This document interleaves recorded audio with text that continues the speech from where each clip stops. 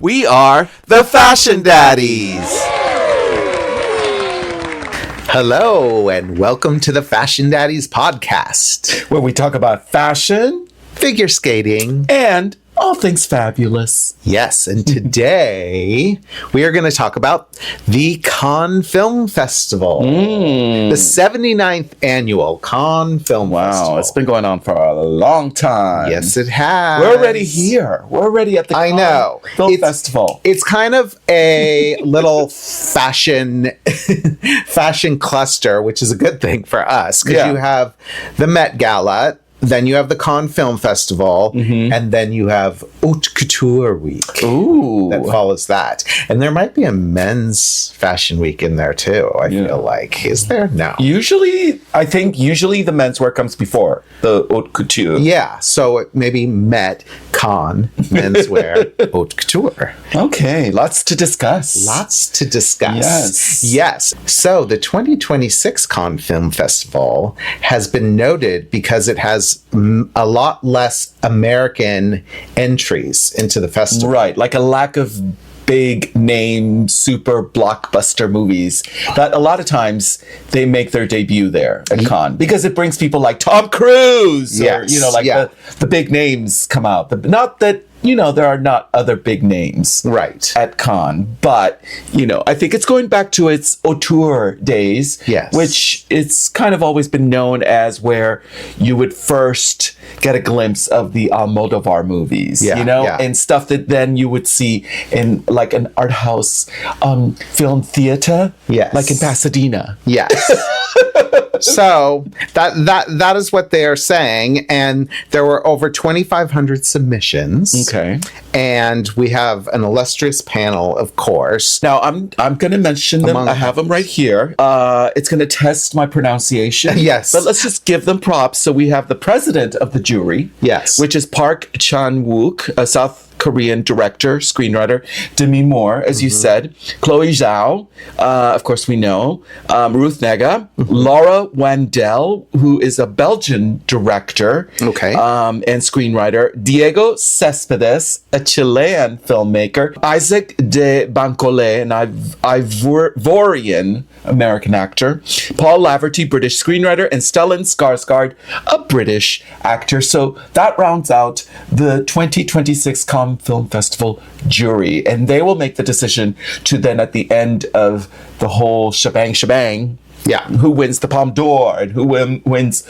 all the other prizes, I guess. Okay. Yeah. And Stellan Skarsgård, you say, is a British actor? No, sorry, Swedish. Okay, yes. There was Paul Laverty is a British actor. Okay. Yes. All right. Yes. Well, honestly, we care less about that. Oh, and we missed another thing, Daddy David. What? The Eurovision is happening. The Eurovision's going to happen. Oh, I'm just getting the shivers. Yes. The Euro shivers. So it's going to be a full summer, including Project Runway 2022, July 9th. I know. So that is on top of everything else. Right. But we're here to talk about the fashion. Okay. Of course. So we will start, since it was the opening day. Just happened. Yes, on May 12th. Yeah. That we have the jury really to talk about because they were the ones that showed up. Right. With a trickling of other celebrities. Yeah, and of course featuring some fashion. I mean, when you've got Demi Moore, you got to give it to them. I think they call this a photocall. Yes. So we'll start with the photocall with the jury. And of course, Demi brings the fashion, as she always does. Yes. And she was wearing this great dress. She loves I call it a fit and flare. Okay. And she likes a strapless fit and flare. Yeah. So she likes the corset up top, with showing her tiny waist, and then a bit of a flare. Right. And this was a polka dot dress. Yes, but from Jacquemus. Yes. That hot designer. Yes. And it's polka dot, like multicolored polka dots. Yeah. And it had a little bit of a bubble on the skirt and then the ruffle at the bottom. So it's kind of like a tulip shape. I think that's what we would call it, a tulip shape. But then the best part about it were the polka dots. There was 3D-ism on it. What would you call that? Yeah, 3D. They were like when you see people put feathers on gowns where they sort of jut out. And that's almost like what it felt like he was mimicking, the sort of feathers that came out. But instead of a feather, it had a little polka dot at the end. So it's like little wires or I don't know what, but they were like just jutting out. Yeah. And there's a photo, I think, of some of the jury members, and Ruth Negga is like, okay, girl, you're hitting me with the with the polka dots. Yeah. Clearly she can fit into the runway samples, which this was. Right. It almost seemed like it was a little big on her. The shape, because it is a sort of an exaggerated shape, especially at the hips.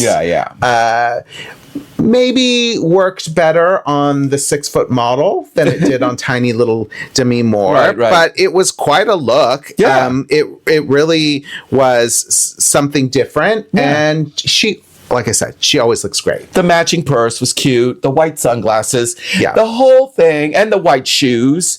It was... Cannes. Yeah. It was south of France. She's a rich woman in the south of France, and she is looking for the table where she made her reservations to get her caviar and champagne.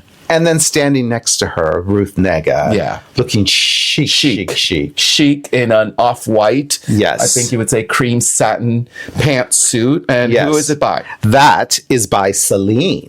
Yes. It was just chic and with her sunglasses and the slick back chignon and the bow. Yeah.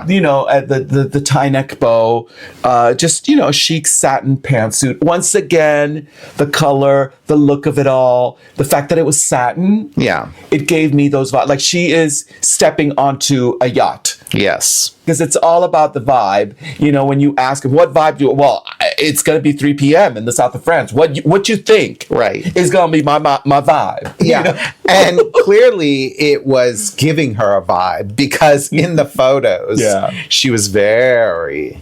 She was owning it. She was owning, like she owned the yacht. Yes. Because then when you see her later, which we'll talk about, on the red carpet... going into the film. Much happier expression, lighter, but here she was quite... She was jury serious. Jury serious. All right. Are we going to get to the red carpet? Yes. The actual red carpet? Yes. All right, let's do it. This is now for the first movie, the screening of, and I'll try to pronounce this correctly. Do you want me to do it? Or do you want to do it, Daddy David? No. Do you want to try? No, I'm not, because I don't even have it. What is it? La Venue or Venus électrique. Yes. Which means the electric kiss. Oh, the electric kiss. Yes, okay, it's the premiere of this movie. And first up is... Well, she's a staple of the Cannes red carpet. Yeah. And we always look forward to seeing her, Jane Fonda. Oh, my goodness. I know. I mean, my goodness. I mean, she is a diva. She's been at it. Can you guess her age? I mean, we shouldn't even care. I know. Okay, here's the reason I say it. Why? Because she looks so good. I mean, she looks so amazing. Yeah. I think when you see somebody that looks amazing and is of a certain age, you kind of want to know so you can be like, oh my God, look how amazing. Or you own it. Yeah. It's more about like you just own the age. I know she does. Yeah. She owns the age. I mean, I to me, she's ageless. Yes. Well, she's 88. Oh. Wow. She's 88. Well, I hope to God that I can put on, something like what she is wearing at 88. Yes. And what was she wearing? Well, she was wearing a black paillette sequined gown, kind of a mermaid shape, fit and flare. Yes, with a mock neck. With a mock neck, long sleeves from the house of Gucci. Yes. Which is now, what's his name? Dema Vasalia from Balenciaga. Is doing Gucci. Is doing Gucci now, remember? So anyway, I don't think this is much of Demna Vasalia's vibe, but it does give glamour. Yeah. It gives red carpet. I have to say, it's so funny because I was just looking at some of our books, our fashion books, and I was going through, as I'm wont to do, a book on Yves Saint Laurent, of course. Who else? And it's basically all these sketches of his collections, and then at the end of each section, it kind of gives you information on the sketches, on the collections, the looks. Yeah. Like this is look blah blah blah blah from this collection blah blah blah, and then it says made to order for Jane Fonda. Yes, she was a couture client, and this is like 1964 or 1970. Crazy. I mean, which is like 60 years ago. Need I remind you?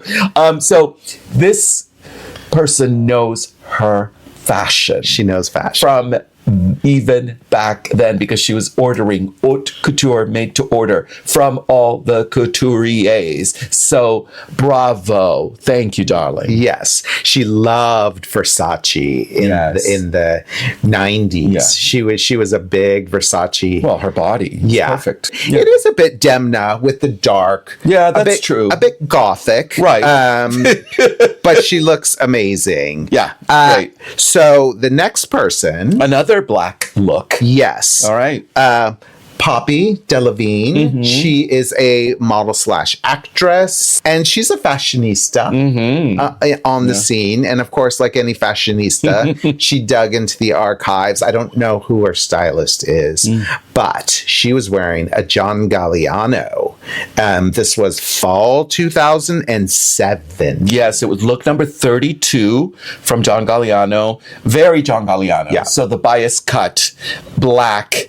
We're talking silk, velvet, a combination of fabrics, and then lace interspersed in there of her. So, and it looks like straight off the runway. Yeah, it doesn't look like she changed a thing. No, it's archival. I mean, it looks it. Yeah, John Galliano's known for the bias cut. Yeah. And this is perfect. It looks great on her. This was definitely, when I saw the picture, I was like, Nick, you have to tell me, is this John Galliano or is it John Galliano for Dior? Because it was certainly a moment where the two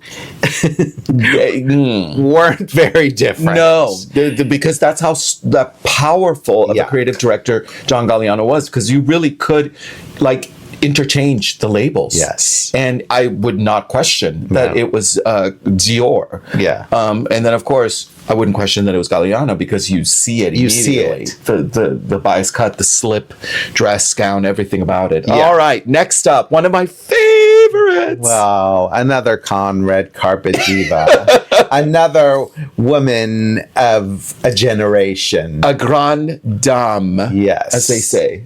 And this is Joan Collins. Dame Joan Collins. I wanted to give her her title. Okay.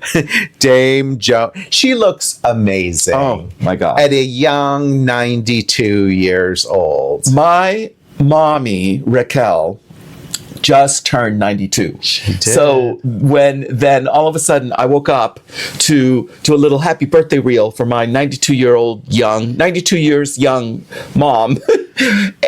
Then you showed me Joan Collins in this amazing gown at Cannes, at the red carpet. And then again, you turned to me and you're like, guess how old she is? And I was like, ooh, I know you're doing this for a reason. I'm like, please don't tell me she's my mom's age. And you're like, yup, she is 92 also. 92. I was going to say, in a custom Stefan Roland. Yeah. Beautiful white gown. Fit her to perfection. Yeah. The silhouette was great. A lot of volume at the neck, but not too much. No. Because they kept it off the shoulder. Which is really smart. Very smart. I mean, I always used to say, and I know, and I've seen other designers and hosts like on QVC and HSN always said, this part of the woman's area body does not age. Yeah. So show this off. And she did. Showed the shoulders. It's exposed.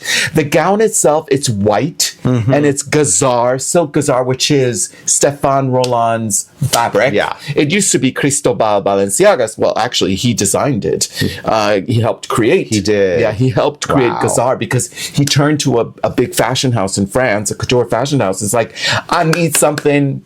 Organza ain't doing it. Yeah, he wanted something with volume. And the fashion house said, one moment, please. And they created gazar for him. Anyway, it's a silk gazar and I believe like a double crepe as well on the rest of the gown. Yeah. He's known for these shapes. He's known to create this volume. His last collection was mostly black and white with the little pops of red. It was, I believe it was like a circus theme. He's known for this kind of architectural looks. I thought it just looked fabulous on her with the black opera gloves. The slit. Honey, she had a slit. Perfect slit. Yeah. Great. I mean, the jewelry that went along, the hair, the makeup, everything. Everything about it. She looks exactly, there's a sketch that he did. Yeah. She looks exactly like the sketch. I mean, maybe not quite as tall, but I wonder, did he design? There's no changes to the sketch. No. There's no. I know. So, and it's custom. It's custom. This is not it's inspired by his most recent haute couture collection, but it's not in there. So they collaborated, or he said this is what it is, and this is what you're going to wear. Again, I had fantasies of like, I want to dress my mom like this and see if she can like walk a faux red carpet for 20 minutes and make it down. I think she would. And get her all made up. I know Raquel would. Get her all made up. Yeah. And the hair and everything, and just have her walk down. And I would be meeting her at the end of the red carpet with her favorite meal, which is a breakfast from McDonald's. I would be right in there. her gown. In her gown. Full face of makeup. In full face of makeup. That's what would happen. All right. Well, maybe for her 93rd. Oh, yes. Oh, that would be good. All right. Next up. Next, you go with Philippine. Oh, yes. Philippine Leroy Beaulieu of Emily in Paris. Emily in Paris, yeah. In YSL in Saint Laurent. And this is a mauve or grape, or some would say raspberry colored gown, ruffled gown from the collection. From his collection. And in case you can't really tell, it looks like a traditional, and in fact, it's inspired from Yves Saint Laurent, the master, and from his Ballet Russe collection. And he did a lot of these types of gowns, but he did them in silk or brocades. This was nylon. Yeah. This is a nylon gown, like made out of parachute fabric. Anyway, so yes, and it's retailing right now on the Saint Laurent site for, wait for it, $23,600. That's it. It's a bargain. For a little nylon dress that's not lined. Not a little dress, but it's a bargain. Dress. I mean, the blurred lines between ready-to-wear and couture. Yeah. Because, I read, back in the day, an actual couture dress would cost maybe $5,000 to $10,000 in 1975. Yeah. So you have to do the exchange rate. But now, I mean, if the ready-to-wear one from Saint Laurent is $23,600, I mean, I'm probably lowballing, but because it's not beaded, right? 75,000. Yeah. For a couture one. Yeah, for a couture. Right. Yeah, crazy. Crazy. That's why we're the Fashion Daddies. We like to say the same thing. But it was beautiful on her. I'm getting, maybe it's just because the runway show was a sensation. Yeah. And you've seen a lot of this collection. Yes. I'm a little over it. Okay. I didn't, I Are you over the style or that dress, seeing that dress again and again, or the way it maybe looks on her? I think a little of all of that. Okay. I think seeing it again and again, the dress, I appreciate the 80s silhouette, the nod to Yves Saint Laurent. But done in a new fabric, way. in a modern fabric. So that was great. Right. And I hope he continues and does more of that. Yeah. But it was a little overwhelming on her tiny little frame. Yes. And I've seen it done a little better. Right. Or worn a little better. Worn a little better. I think it was kind of heavy on her, even though it's such a light, like again, it's parachute fabric, kind of fabric. But then yes, when you see it on the runway on these 6 foot tall Sudanese models, he put them on all these black stunning models just walking down, and it was just like, oh my, I mean, I was having flashbacks of the old Saint Laurent shows. Yeah. They were tricky to wear because one of the girls stepped on one of the other girls and her gown and ripped it. So go back and look at that in video. the recent show? In the recent show. Yeah. And she was mad. And so for the rest of the runway, you see like the teared nylon ruffle. Yes. Just trailing on the runway. Ooh, girl. Anyway. But I do. It was nice to see it, and of course, she is French. It is a French brand, and I mean, it's the most French of French brands, next to Dior in Cannes. Yeah. So there you go. So it made sense. It just wasn't. There you go. Wasn't my favorite. All right, next. Okay, somebody who we are very familiar with, Miss Heidi Klum. We love. She's making the rounds. Yes, she is. All the red carpet. I knew she was in Europe for something. Yes. Because you showed me some Instagram and she was oohing and ahhing at the Sagrada Familia. Yeah, well, she was in Barcelona. Yeah, she was in Barcelona. Yeah. So I was like, and I was like, I mean, it could just be a summer vacay. Yes. But you knew it was more. Yes. Well, I think she also is there for a few sponsored events too. L'Oreal. So, remember she would do stuff. Yes. Oh, got it. So she's always working it. You gotta work it. She's wearing Elie Saab, and this is from the fall 2025 haute couture collection. So this is haute couture. Yes, right. And not my favorite. Okay. Not my favorite dress. I like the silhouette it creates on her. The color is fine. Interestingly, when you see the runway photo, it's very gold. Yes. And I think that was just the lighting. So here with all, being outside in the bright light, it seems very light. I like the stronger color that you see when it's on the runway. Yeah. And of course, I think the comment will be and is for me the big flower in the middle, right smack here in the middle. Okay. What's the comment? Like remove it? Yeah, remove it. Me no likey? Yeah, me no likey. What's the pointy? Hashtag what's the pointy? Okay. Why? Okay. And I think again on the model that doesn't really have a lot of breastises, it is just an accentuation of that area that isn't already enhanced. Got it. Now, Heidi, as she calls them, has Hans and Franz. And you just leave Hans and Franz to do their thing. Why do we need a big flower? Now Hans and Franz have a sister. Yes. Le flower. And I think Hans and Franz are fine on their own. Right. So, if anything, if we could have just removed the flower, then I would have been fine. Okay. All right. I mean, it stuck to the runway look. Yeah. Because nothing was taken out. The beautiful gathering. Yeah. All of that is done by hand because it's haute couture. And she's really embracing that sort of Rita Hayworth. Yes. Like 1940s, 50s, Hollywood shape. Yes. Which is great. Yeah. And so this definitely enhanced that. Yeah. Okay, so we're going to talk about now the jury again arriving to the actual film. Okay. And when they do that, they make this grand entrance. Yes. The jury goes up the stairs. I would assume they all go up the stairs, but the jury sort of reaches the top of the stairs. Yes, and then turns around. As a group. Correct. Yes. And part of the jury is Chloe Zhao, who is the acclaimed director. And she... What was the Hamnet. Hamnet. Yes. Hamnet. Yes. Oh, what a movie. What a great movie. Oh, my God. Yeah. Oh, And so she is part of the jury. Yeah. And what I love is that she is embracing fashion, and she does for the red carpets as much as the actress is. Yeah.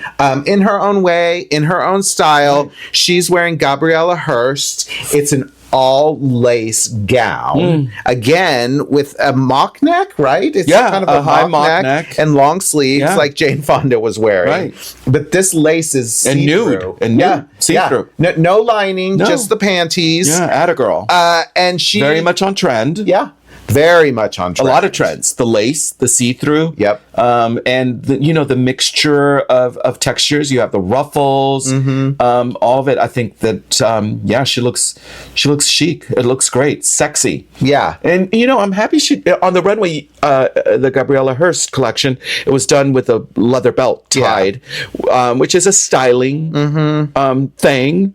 But I think I like that she didn't put that I do too. And she just has this fashionista bohemian quality. Yeah. And she does that not just at Cannes, but in other red carpets. Right. And Gabriella Hearst is a designer. She's from Uruguay. Yeah. And that is known for luxe bohemian, kind of like Zimmermann. Yeah. She's on that tip. Yeah.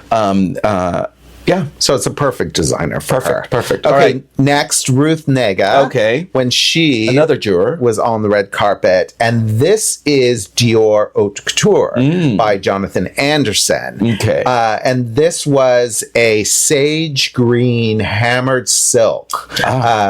Silk satin. Yeah. So another one of those lingerie inspired Yeah. Very much on trend. Yeah. Very much on trend with black lace detail. And it wasn't, if you look at his latest haute couture collection or his haute couture collection, right. because he just started at the label, you don't see anything like this. No. You do see it has fringe coming down the front out of what looks to me like a ribbon, and then when you come in real close, it looks like beaded ribbon. Yeah. So in that collection, you did see quite a bit of that. Right. But nothing this lingerie inspired. Yeah. So is he going to move, July? We're going to see something in July. We're going to see nightgowns. Yes. For Dior. Is this where it's going? Yeah. She looked great. It was a great color on her. She's another fashionista. Right. She loves taking risks. Yeah. So this isn't what you would normally see. It's beautiful.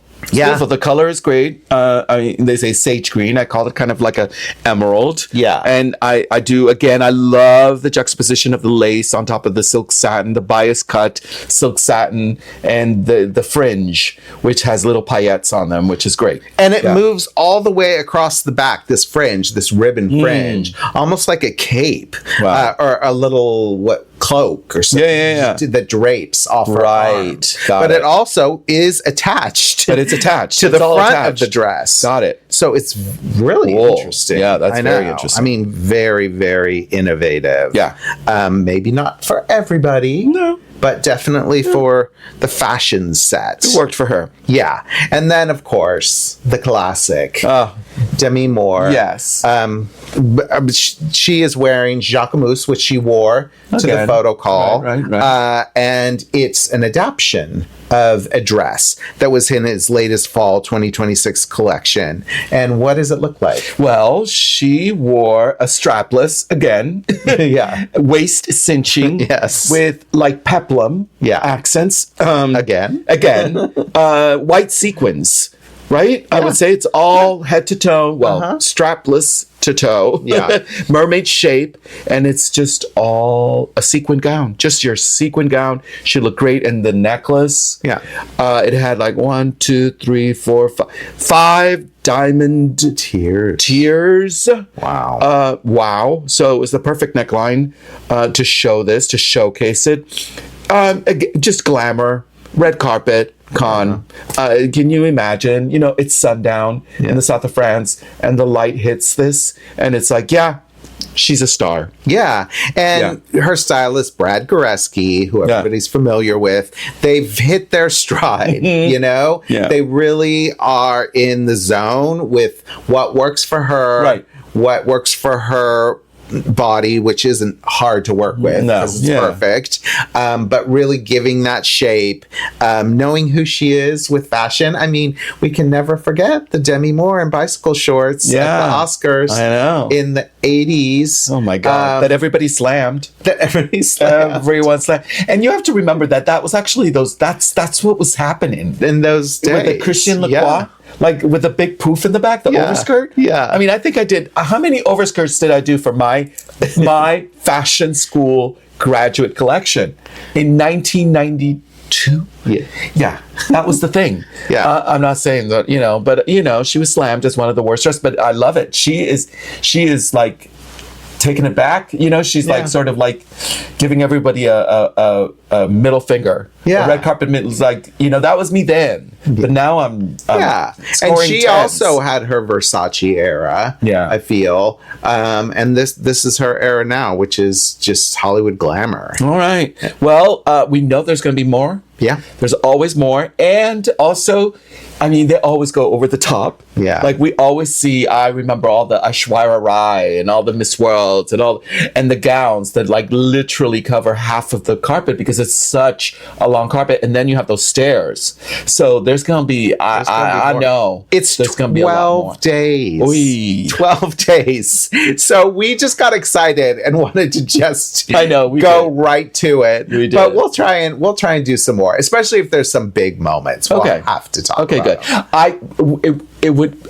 We could not end this podcast without me giving an honorary mention to one of the jury members, which I said I would talk about just briefly, Diego Cespedes.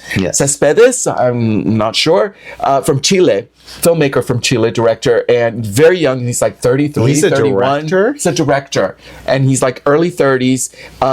Little fashionista, y'all. Yeah. Like he was given a look like at the Photocall, right? Yeah. And then I think he had like a little pussy bow, like halter, black blouse and a white suit. It might have been Saint Laurent. I don't know. And then, that was on the red carpet. And then for the Photocall, he had kind of like a cropped jacket. Of course, kind of double-breasted, and the baggy pants. He is that. So like, we'll be looking for more. Of what I had no ideas he brings, but he give it to me, Santiago, Chile. People will start to know who he is for sure. I mean, obviously the film industry does if he's on the jury already. Hello, hello. Now we're gonna know as fashion folks. No, I know. Because he's there to bring it. And he's there to bring it. And he's got the perfect, he's young, he's fresh, and he's got the little body to wear fashion now. So anyway, wanted to give Diego Cespedes his fashion props. Yes. All right. Well, make sure to like, subscribe, and share to the Fashion Daddies. Yes, and stay tuned for more. Yes. Of course. We'll be doing more. Like we said, there's plenty to cover. And now Nick just mentioned Eurovision. So yet another thing. We'll have to wait till the finale. To talk about the costumes, right? Yeah. Maybe like our top 10 or top 5 or something. Yep. Everybody always talks about it. All right. Okay. We're staying in Europe. Yes. Yeah. We're going to be in Europe for a while. Okay. Until next time. Bye. Bye. The Fashion Daddies is created and hosted by David Paul and Nick Varios. It's produced, edited, sound mixed, and scenic designed by David Paul. I'm just here to entertain.